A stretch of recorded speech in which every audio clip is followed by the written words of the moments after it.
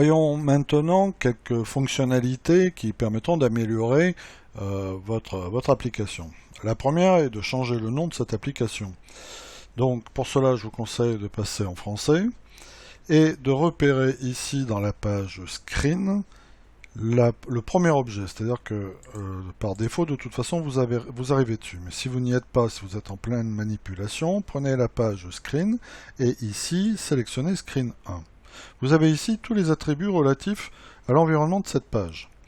Donc l'objet page. Je rappelle que quand vous cliquez ici, vous avez les objets, leurs attributs et propriétés qui s'affichent sur cette colonne. Donc pour la page, c'est pareil. La première chose à faire donc est de changer le nom de votre application. Le nom par défaut est squelette_app. Pour cela, ici, dans cette case, appname, vous changez, vous mettez le nom de votre APSA, le nom de votre application. Donc, si c'est une application dédiée au volleyball, vous entrez volleyball. Là, vous pouvez utiliser des caractères normaux, avec séparation, tout ce qui va avec, ça ne pose pas de problème. Ceci, donc, est déjà la première chose à faire. Donc, lorsque ce nom-là apparaîtra sous l'icône sur la tablette, sous l'icône de votre application, il y aura marqué Volleyball. Ensuite, vous pouvez très bien changer aussi le fond d'écran. Par défaut, je vous ai mis un fond d'écran orange. Vous pourriez donc changer le fond d'écran. Ou alors, vous pourriez tout simplement ne pas en mettre, mais à la place, ici, mettre une image de fond. Pour cela, il faut les préparer, les images de fond. Alors, je vous ai proposé ici, je vous ai déjà chargé 3 images de fond, ici. Si vous cliquez dessus, vous faites Preview, vous avez voilà, une idée de ce que cela représente. Donc, une fois que vous l'avez vu, vous fermez. Et ici, donc, image de fond, vous sélectionnez dans la liste ici proposée, donc qui reprend la bibliothèque de dessous. Je vais chercher arrière-plan 3, celle que je viens de regarder. Voilà. Donc ceci vient de vous changer l'image, l'arrière-plan, par une image de fond dédiée. Ce n'est plus une couleur. Autre fonctionnalité, les icônes. Alors les icônes, c'est pas compliqué, c'est exactement la forme ou le format ou l'infographie, c'est-à-dire les couleurs de vos icônes sur les tablettes. Tout ce qui est sur votre tablette, ce sont des icônes, des boutons. Donc, dès que vous appuyez dessus, les applications se lancent. C'est ici, là, que vous allez donc donner une forme, une icône pour cette application. Alors, je vous en ai déjà préparé certaines, enfin une. Elle est neutre, elle s'appelle icône.png. Donc, il suffit pour comprendre à quoi elle ressemble d'aller ici. Icône et preview. Elle est simple, elle est au format standard, donc le format sur lequel, le format qu'elle doit avoir. Ici, vous pouvez l'utiliser, vous la téléchargez, vous l'utilisez, vous la changez, et puis vous la rechargez. Vous la changez avec un éditeur graphique, un logiciel de type Photoshop ou autre. Donc ici, elle n'apparaît nulle part puisque c'est une fonctionnalité interne qui sera donc, cette icône-là sera chargée au moment de l'installation de l'application.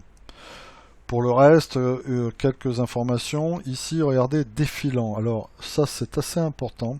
Si vous ne le mettez pas, vous bloquez la page ici uniquement au contenu visible là dans l'application. Alors, si vous avez beaucoup de boutons qui se rajoutent au fil du temps, là, regardez, si par exemple je fais ça, dans cette case-là, 25, c'est une image, je peux augmenter sa hauteur. Supposez que on va mettre 500, on va voir ce que ça donne. Vous voyez, mon bouton a disparu, mon bouton est passé en dessous de l'écran.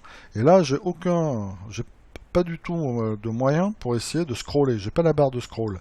Donc ici, dans Screen 1, je vais mettre défilant, je vais cliquer. Vous voyez, maintenant, j'ai une barre de scroll. Cette barre de scroll est ici représentée de cette manière-là parce que je travaille sur un ordinateur, mais sur une tablette, avec votre doigt, vous faites glisser et en l'occurrence, vous ferez apparaître le deuxième bouton. Donc si vous ne mettez pas ça, le deuxième bouton ici n'apparaîtra pas. Donc cliquez bien sur défilant. Pour le reste ici c'est décoché par défaut, mais ça permet Show Status Bar par exemple. Si je l'enlève, ça enlève ici les barres de statut des tablettes ou des téléphones, donc ça agrandit un peu la taille de l'écran, ce qui n'est pas plus mal. Ici, gardez bien responsive, c'est un terme employé pour la mise au format sur les appareils de type smartphone et tablette, donc n'y touchez pas. Le titre c'est pareil, puisqu'ici on ne le met pas, regardez, je viens de cliquer dessus, il apparaît sous la forme d'un liseré, d'un bandeau ici, alors screen, c'est le nom de cette page. Donc attention, il y a le nom de codage de la page ici en haut, que l'on ne peut pas changer. Ça c'est par défaut. Et il y a le nom qu'on peut donner à cette page ici à l'écran, ce qui est autre chose. D'accord? Et là je pourrais très bien lui écrire volleyball, de la même manière, je lui donne le nom. Alors le seul inconvénient, c'est que ça vient prendre de la place dans l'écran. Donc on sait que c'est une application sur le volleyball, donc pas forcément ici, il n'est pas nécessaire peut-être d'afficher ce titre.